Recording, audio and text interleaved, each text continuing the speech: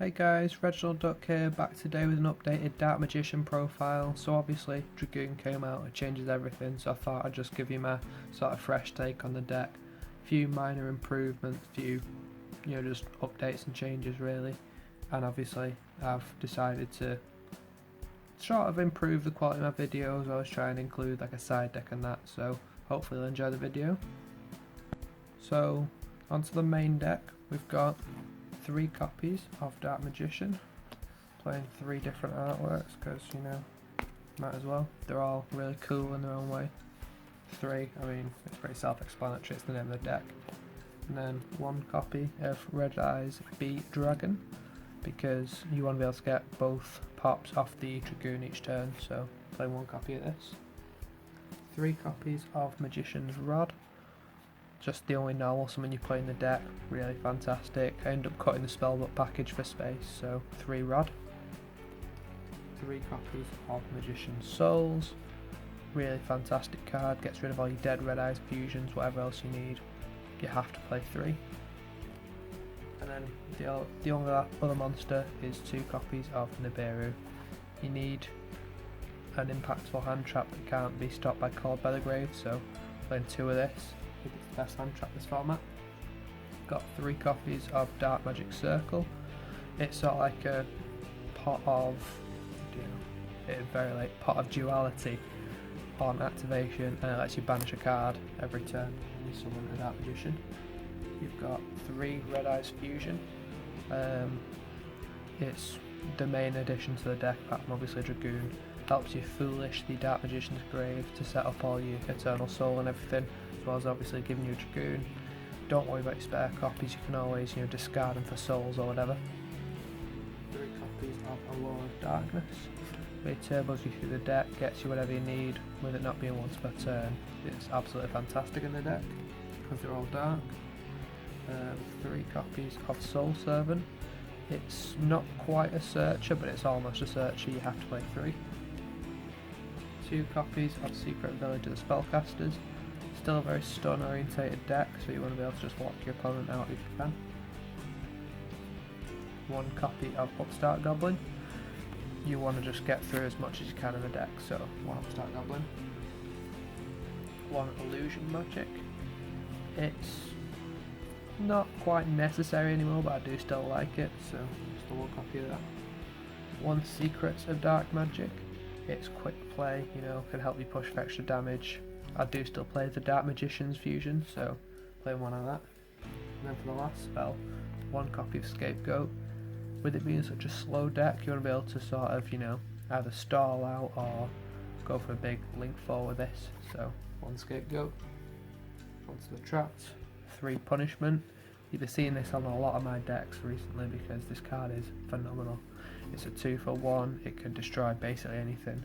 Actually fantastic. 3 Judgment. You're playing a lot of back row, you don't want your opponent getting out your lock, so 3 Judgment has to happen. 2 copies of Eternal Soul. I found with it being so searchable you never actually needed 3, so I cut it down to 2 just to help with consistency, and you can play a few more cards. 1 Navigation. People who play 3, I will never understand you. I hate seeing this card. 1 Navigation is clearly correct. And then lastly, 1 copy of Skill Drain. It conflicts with the Dragoon, but got the Dragoon, don't flip this. So that's as good as it gets really. One of the best trap cards, I really love this. So that's it for the main deck. And now on to the extra deck. I've got 1 copy of Red-Eyes Dark Dragoon. This card is absolutely broken. I love it, but I've only got the 1 copy, though I did pull it myself out of 2 tins, so I'm pretty happy with that. So 1 Dragoon. 2 copies of the Dark Magicians. It's a really fantastic sort of way to just close out a game, attack with Dark Magicians, then quickly fuse for this in the battle phase, so that's really good. 3 copies of Elder Entity and Test. It's again really great. Dogmatic Punishment is such a broken card, I actually love it. 1 copy of Big Eye as the only rank 7. I think it's the best rank 7, really helps cheese, win, steal cards, so I just like that. Then on to the Link monsters, we've got one copy of Link Haribo, it's part of the Scapegoat combo. One copy of IP Masquerena, helps, you can use it as part of the Scapegoat combo, and also you can just, tag out in your opponent's turn. One Nightmare Phoenix, again Scapegoat. One Security Dragon, Scapegoat again. One Verta Anaconda, in case you can't get to a fusion spell for whatever reason, sometimes you can make this, so it's really cool, though you can only make it with effect monsters, which does come up. One Battlefield Soldier Link. With so many high level monsters, this is a really great card because you can often get a bonus effect on it. One Unicorn for the IP, and also just a very good Link 3 to have. And lastly, you've got one Abramax. You make this as part of the Scapegoat combo, and it's just really strong, really broken, so you might as well.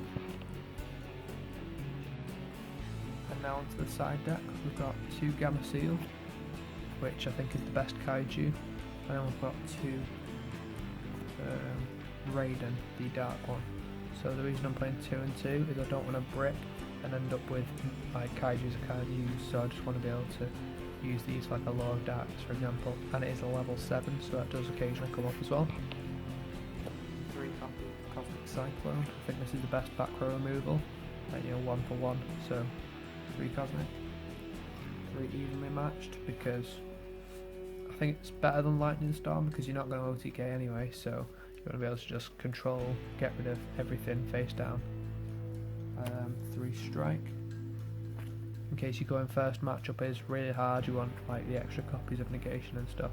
And also this is the misprinted one that I showed in the previous video. And then lastly, we've got 2 copies of Infinite Impermanence.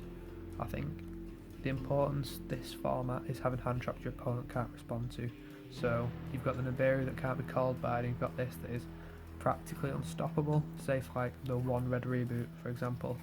But this card is really strong, really good against like certain combo decks, and they can't respond, whereas against Veiler and stuff there's a lot of main decks responses, so I think this is the correct choice.